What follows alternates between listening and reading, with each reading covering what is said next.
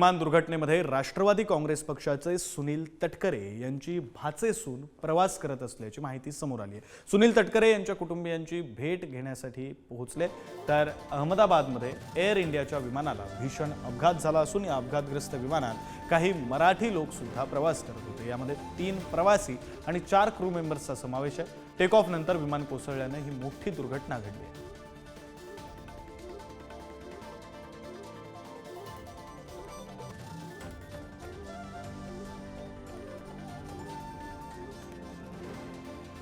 तर या कुटुंबियांची ज्यांचा मृत्यू झालेला आहे, सुनील तटकरे यांच्या नातेवाईकांपैकी एका व्यक्तीचा मृत्यू झालाय, त्यांच्या कुटुंबियांची भेट घेण्यासाठी आता सुनील तटकरे पोहोचलेले आहेत।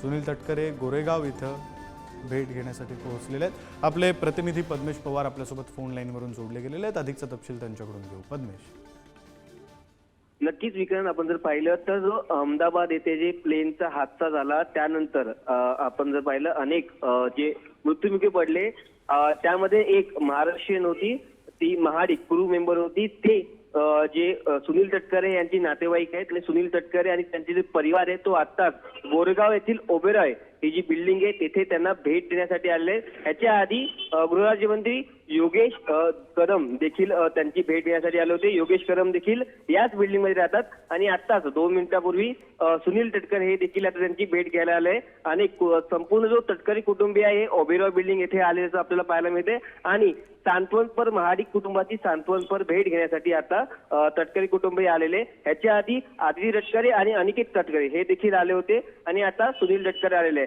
आपण जर पाहिलं अपर्णा महाडिक या क्रू मेंबर होत्या, त्या अहमदाबाद येथून लंडन येथे जात होत्या। त्या विमानामध्ये त्यांची मृत्यू झाल्याची माहिती आपल्याला मिळत आहे। बरं, धन्यवाद पद्मेश दिलेल्या तपशिलांसाठी। महाडिक जे आहेत ते सुनील तटकरे साहेबांच्या नातेवाईक आहेत आणि त्यांची आमची देखील वैयक्तिक ओळख आहे। घडलेली घटना अर्थातच अत्यंत दुःखद आहे।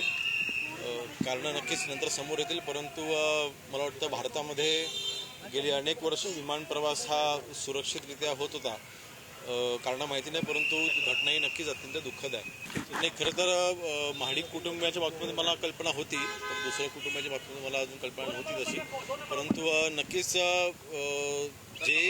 कदाचित आता अजूनपर्यंत आकडा अजून ऑफिशियली आलेला नाही, पण 242 जे प्रवासी होते त्याच्यामुळे जे मृत्युमुखी पडलेले आहेत त्यांच्या सर्व कुटुंबियांसोबत आम्ही आहोत आणि अर्थातच as a society member also त्यांच्या दुःखामध्ये आम्ही सहभागी आहोतच। परंतु घडलेली घटना अत्यंत दुःखद आहे आणि कुटुंबियांच्या सोबत आम्ही नक्कीच आहोत।